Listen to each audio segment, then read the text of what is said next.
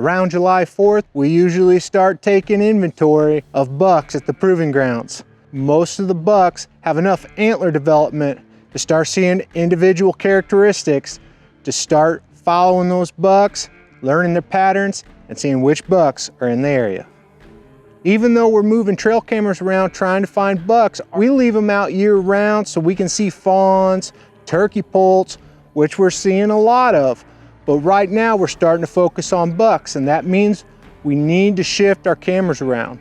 Many of our Moultrie mobiles have been on food sources, on large food plots and even hidey holes.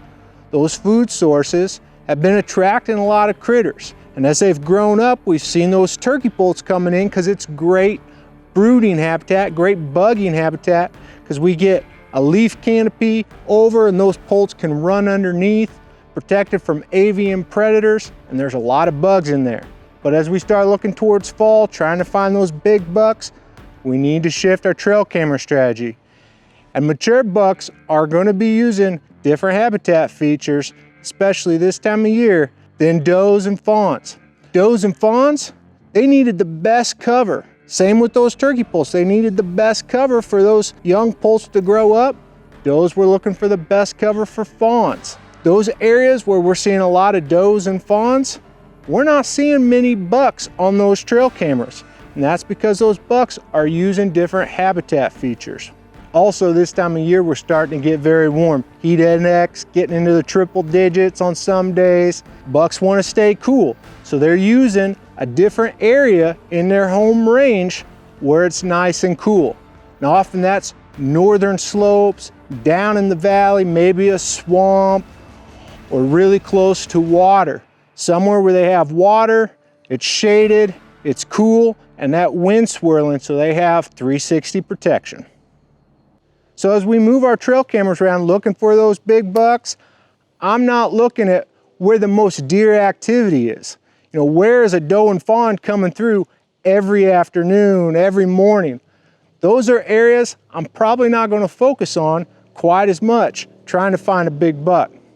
I'm going to be looking at those limited resources, knowing that buck's not going to move very far. He's going to be sticking very close to his bedding cover at this time of year. He's going to want water close by and food.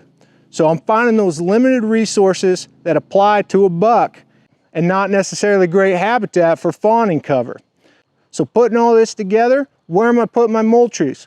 Well, one spot we're putting the Moultrie is on a little pond here. We're here in the Ozark Mountains. It's rocky. We don't have many places that hold water. When it gets hot and dry, later on this summer, this becomes a limited resource. And I'm going to start monitoring it now, see what's moving through the area.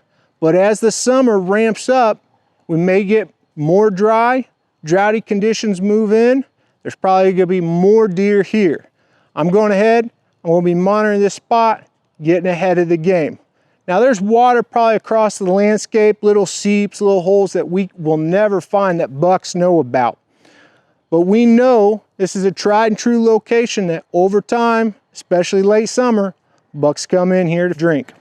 So water's one part of our strategy, but we're also using the same strategy we used during the pre-rut.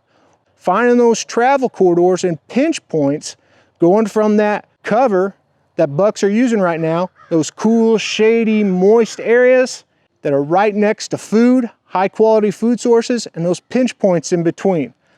We're also putting trail cameras there, trying to find bucks moving to and from cover.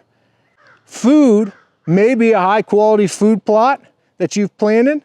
Like here at the proving grounds, we're seeing some nice bucks moving into our green cover summer release, feeding during dark, early morning, late night, we're seeing them coming and going. But it could also be native habitat.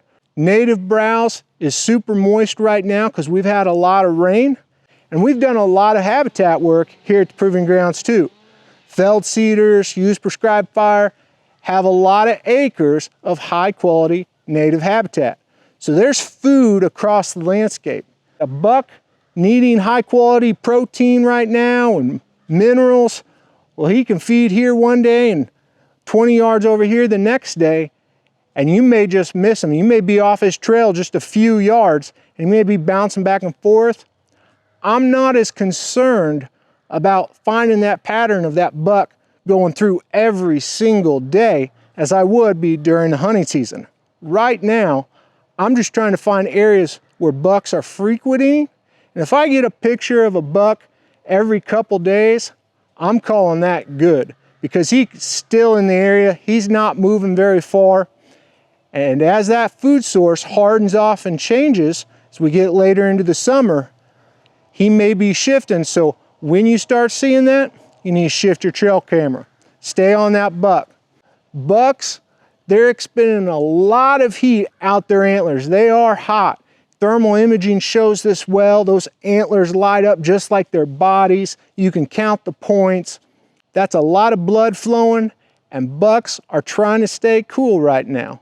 On these warm days, if you're not getting daylight pictures of bucks in your food plots or even on those travel corridors with water, that's okay. Don't worry about it. All you're really doing right now is trying to take an inventory of what bucks are in the area and how they're using the resources and using the terrain. Trying to learn how that buck's moving through his home range so you can get a better idea of where you need to place your stand or blind here in a few weeks, getting ready for deer season. A lot's gonna be changing, once antlers start hardening off, those native plants start drying up, food sources are gonna change, you're gonna be planting your fall crops, a lot's gonna change. But the information you're gathering right now is how deer are using the property, which bucks are on the property, get your hit list together, see those age groups, here's a 2-year-old, here's a 3-year-old, learning those body characteristics. So later on this fall, you know exactly which buck you want to pull the trigger on. But more importantly than planning your hunting strategy, you should be planning the strategy for your life. And the best book for learning how to do that is the Bible. I hope you slow down every day, listen to the Creator, dive into His Word, learn more about Him, and realize that He has a purpose for your life. I hope you enjoy creation and have a wonderful week. Thanks for watching Growing Deer.